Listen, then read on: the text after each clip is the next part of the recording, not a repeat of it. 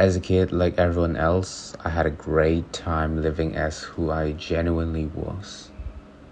I existed. Every beginning of a new day, despite the sameness, hurdles, endless possibilities for me. Never did I question the benefits or the outcome of doing so, as if the looming future ahead would come to a halt for me out of its generosity. I did whatever came to mind. If I want to draw, I take out a paper and start drawing. I want to become a YouTuber. I create my channel, record my videos, though a lot of dislikes. But there I go. Life was spontaneous. Fast forward to now, everything is on track. I graduated from high school, took home a lot of incredible memories, got accepted by universities, and it's in the middle of a long break. Set to begin my new chapter of life in the near future. However, there has always been a voice within me that felt neglected. It left me wondering, if my young self is watching all the time, what would he have said?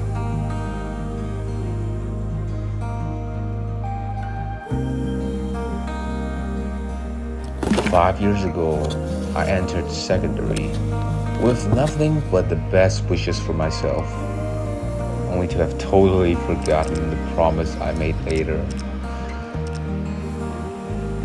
Such a forgetful boy, right? Never did I put in the work, as if the future would wait for me indefinitely.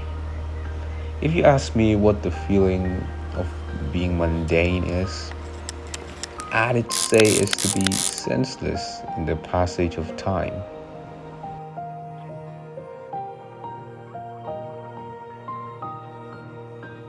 And at that time, there was a really popular racing game among us kids.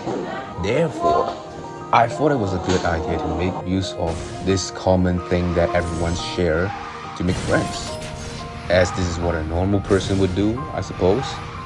Without any surprise, I soon indulged in all the fun that I was having.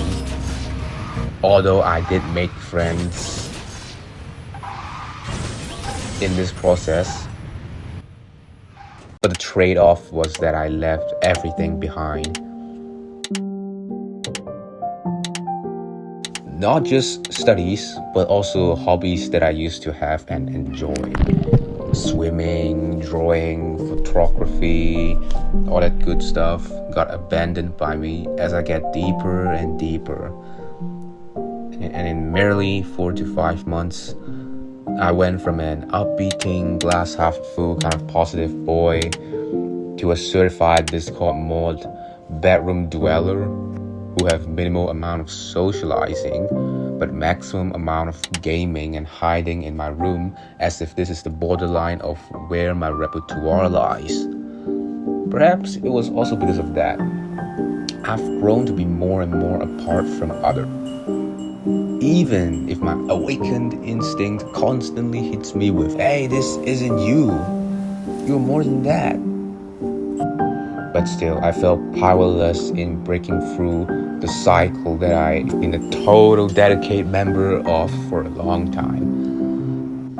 As those were all what I had to offer as a person. Leaving it is like leaving my comfort zone, leaving my friends that I made and out to the total unknown. It was just too terrifying for me to have done that. The anxiety of how I'm being perceived by others were something that is holding me back from achieving what I have in mind. Being YouTuber is one of them. Never did I show any of my videos I made on YouTube to my friends. Ironically, it was me who strived for exposure, strived for something different. But at the meantime, it was also me who choose to stay at the very same starting point and do absolutely nothing about the opportunities around him. I was still the boy with dreams that he never turned into reality, or at least didn't have the motivation to begin his journey, let alone having the amount of faith to take it to the height I aspired. Until the reality took the leap for me. I was being sent to study abroad in Canada. At first, everything was so new to me.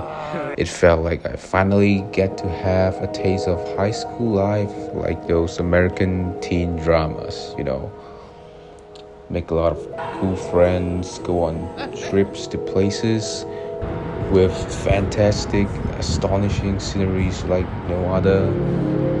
Get into a beautiful relationship, make lifelong memories that I can recall with a genuine smile. I thought it was a great opportunity to redefine myself. The past self who really were extremely closed up, reluctant to try new things, and to some extent an oddball.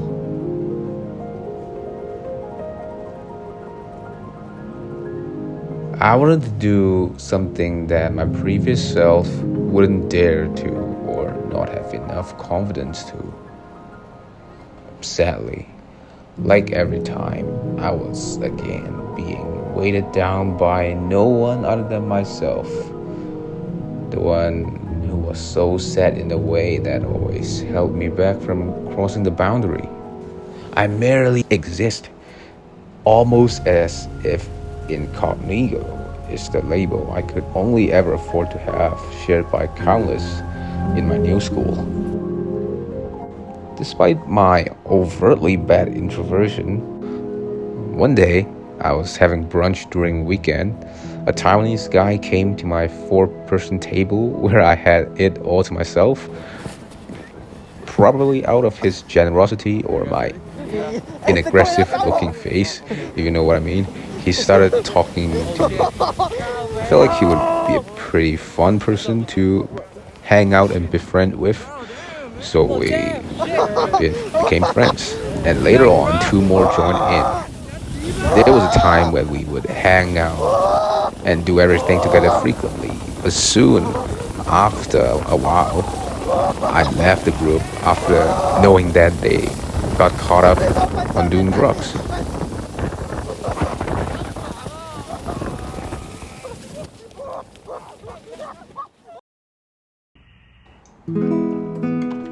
Day after day, after leaving my group of friends, my only bond at this school of 1,000 people, I was again returned to how it used to be, waking up to myself in a room of 4 partition walls, knowing this is yet another day of straying in and out of classes and a canteen without a single off-class chatter with anyone. Occasionally playing table tennis down at a common room with myself after school. Self-ostracizing is the word I did use to describe myself at this period. Every walking moment at this place felt like being a piece of unmatched puzzle put aside from the completed ones. Though you could say this is very much my fault to have put myself in this situation of not meeting any friends, but I just didn't feel like it to make myself more emotionally available to those who I could have befriended with. But if there's what if, then no one would be where they are now. Things unfold at the exact moment intended, setting the stage for the next. That's what I believe.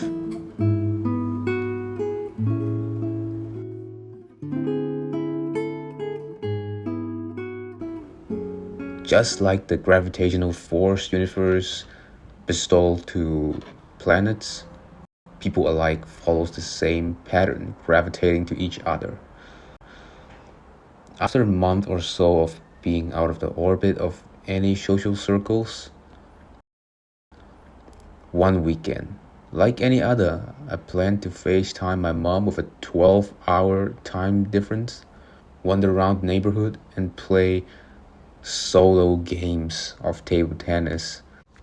If Olympic ever decide to make solo table tennis an official game of theirs, I'll definitely swipe all the gold medals away. But at the same time, I'm also really assured that I'm the only player that would be competing, because it would really take an astronomically high level of loneliness to even come up with this idea to play with oneself. As I had done everything above and began playing table tennis, the surroundings were silent and the lights of the room were as dim as usual, as if the loneliness was what carried the ball from one side of the table to another.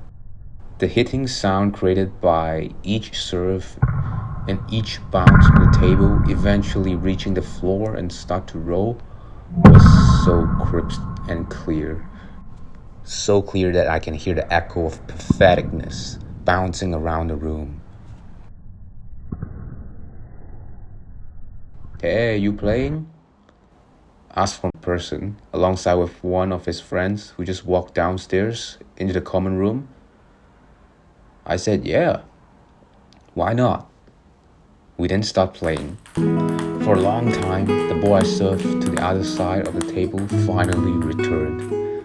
And I have to admit that having another person standing on the other side of the table returning my serve has truly been some of the most engaging experience I had in a while at that time. At the meantime, as I completely immersed into the game, that dude was kind of impressed. He then started to play it more seriously, as if he found someone who was worth a serious game with.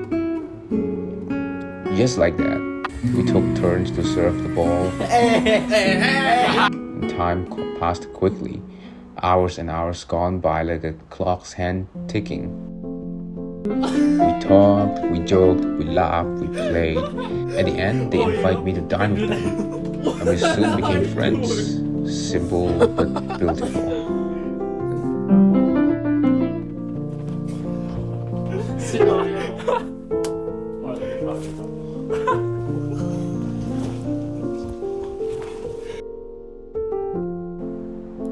As winter stopped giving me the cold shoulder, my first Canadian summer felt rather memorable, embracing me with breeze and warmth that I value greatly. Not to exaggerate, but it was certainly some of the best time I had in a long while.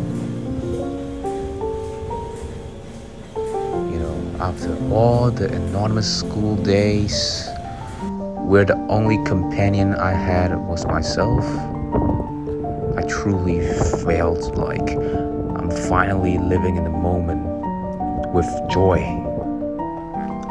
For the first time in days and weeks, we would meet each other in a common room after school and play table tennis until dinner, and in the weekends we would play after brunch until 4 p.m. Then head to my room with air conditioner on.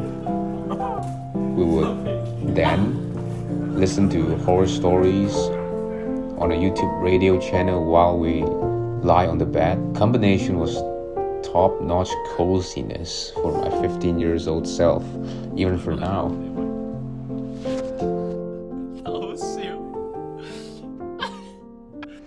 Time slips away at an unbelievable pace, and it just seems to vanish without even noticing. So fast that I've already completed the first half year in Canada and was going to begin my summer holiday. Although our school had some really interesting approaches in setting a fine line of our mobility, which is some restrictions to U16 students like me who wants to temporarily get the hell out of here. But justice did me right. All the documents and reading and signing had proceeded rather smoothly, and I was given the right to leave the residence. Although there was still a bit of pre-flight chaos on the day of leaving, since I didn't know I needed to fill a residence room checkout form and had a little argument with the staff, I was able to get to the airport on time to kickstart my second solo travel in my life. I think it was because the 16 hours flight from Hong Kong to Toronto that trained my stamina in how long I am able to sit. I handled the 7-hour flight with surprising ease, reaching London on an hour of sleep, feeling quite good. I had to take a bus from London to my uncle's place, which is around 3 hours from the airport with Flixbus. Got down to the terminal lobby, took a 15-minute walk to the airport bus station, expecting the bus to come in 30 minutes, since this was what the bus app suggested. So given that it's coming soon, I decided to wait in line. 30 minutes passed, 60, then 90, 120.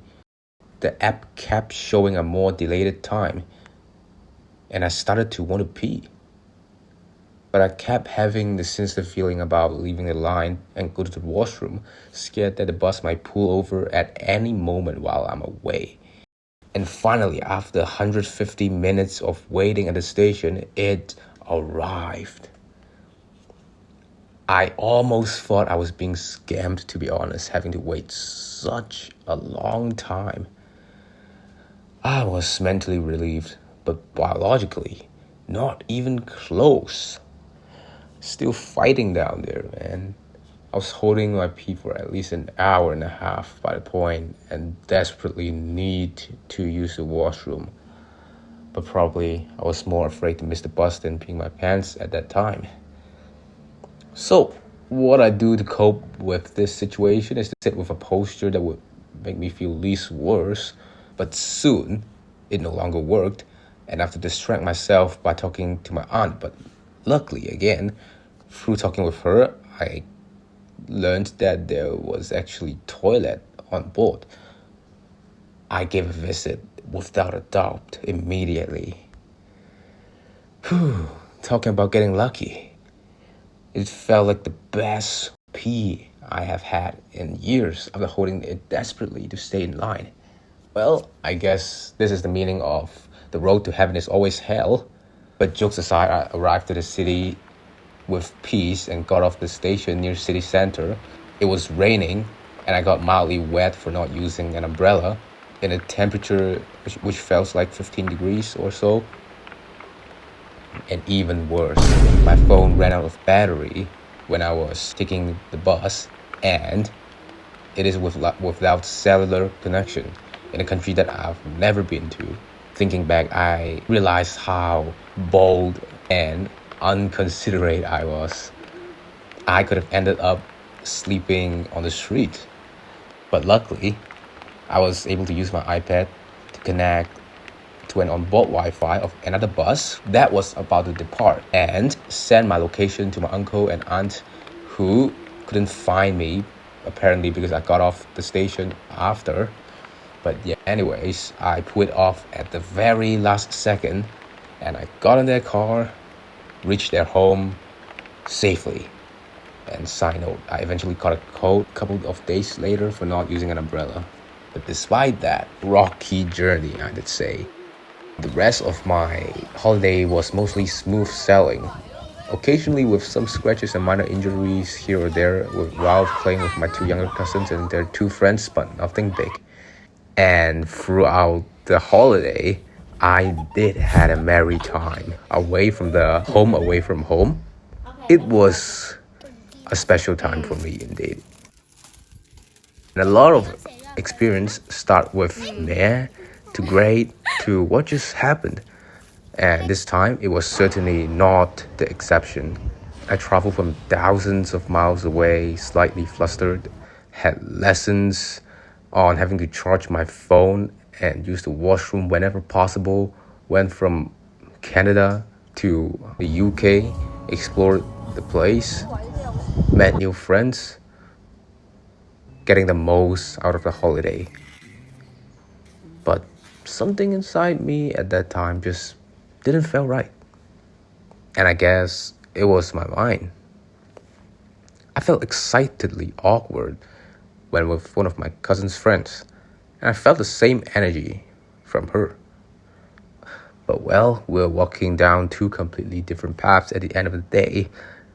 So, yes, I left, leaving this box unchecked, and returned to Canada to study for the good. However, on the day that I touched down Canada, she messaged me. We chat a bit. Eventually, she confessed via text. Yes, via text. But out of the collision of fantasy and reality, I didn't accept, nor did I reject what she offered. Fear that I might make a wrong decision, and that was the best approach for this situation. Not ruining the atmosphere so that I can continue to enjoy the attention, yet at the meantime avoiding the potential risks that come from accepting.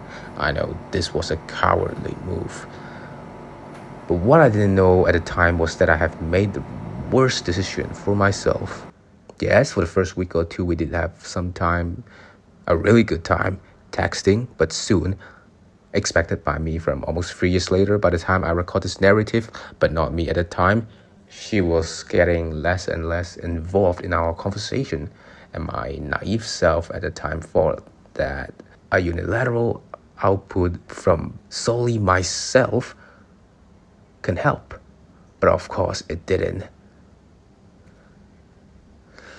The dry text from her ambushes me like a cringe bomb every time I had to brave my way through the process of opening Instagram, hoping to get a different response after I craft my message with every of my brain cell, just to find out similarly composed dry text.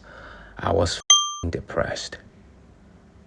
Every waking day felt like an ordeal, even if this is the most natural thing a human being could ever experience, knowing what kind of cruel reality I have to face throughout the day. But despite that, I didn't let go that easily, and to an extent, I felt like I'm morbidly obsessed. Therefore, I carry on with the almost spot-like chat with her, squeezing any conversation starter possible to open our conversation. I even go online, search how to talk with girls. I know this is very, very pathetic, which all ended up to no avail, which makes it even worse. I bore this for a little over a month with no better choice. I decided to take back the control of my mind that has apparently gone off the rails. I stopped responding to her two-word dry text and said a forever goodbye to this self-sabotaging yearning of attention. I took the L. And yes, I felt like a loser. I fell. I totally failed this one. And I learned my lesson. I told myself that I would never ever fall for someone that easily again. And I'll never allow myself to have the third option opened ever again. With the girl being my sole purpose to exist in the past few months, I've lost all my colors that I merely had remaining. It reminds me when I was a kid, when I can do everything that came up to my mind spontaneously. No worrying, no nothing.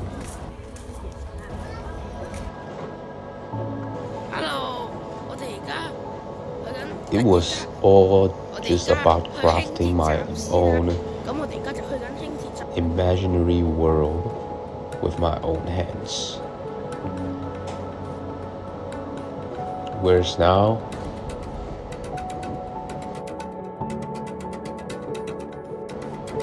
I've fallen to a position where my well-being is solely dependent on what the external reactions to the action I did are.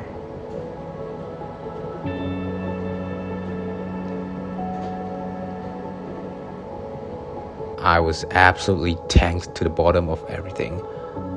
Physically, for the lack of exercise; mentally, for the serious limerence I had over the girl for the past 2 months; and academically, where my grades took a nosedive. I was standing at the pinnacle of an accomplishment, feeling powerless in taking anything in charge. And I know this wasn't the way to go. I decided to craft this world that I had as a child again. Although I know it's not going to be the same again, why not take the shot? It's not the matter of successing or failing. It's about trying, giving yourself one more chance. Let him prove himself and to the world that this is the plot twist that no one saw coming. I will give everything that I have in this shot in becoming the person that I once looked up to. But I know I'm all in. Rediscover yourself again.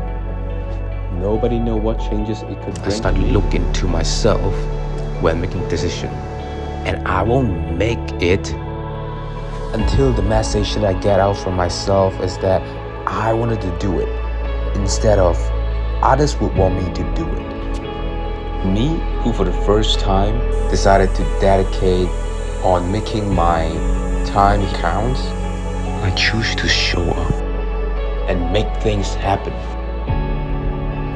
Though the achievements that I felt wasn't as if I've gotten any rewards or trophies or monetary stuff,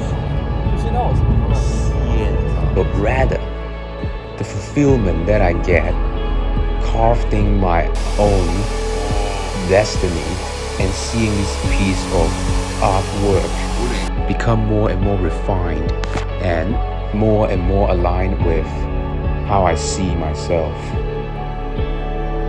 I became more self-assured, and we were able to deliver promises both to myself and to others.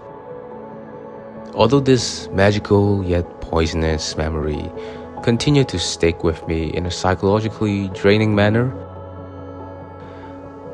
it eventually got better and better to a point where its presence was insignificant.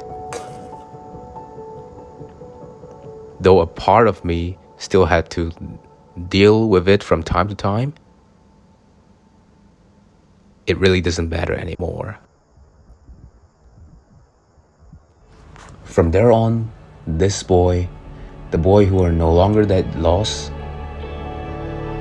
continued to march on his own drum, walking down this path that is full of theatrics, with each scene being a swing between joy of tranquility or the stink of heartbreak.